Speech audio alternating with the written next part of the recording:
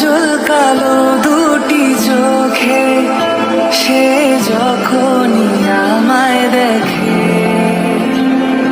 পরে না চোখেতে পলক আর আসে না কথা মুখে।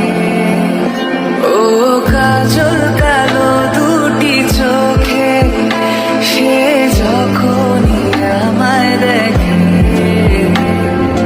পরে না চোখেতে পলক আর আসে না কথা মুখে। তার চলে যাওয়া ফিরে একটু যাওয়া এই বুকেতে ঝড় তুলে যায়,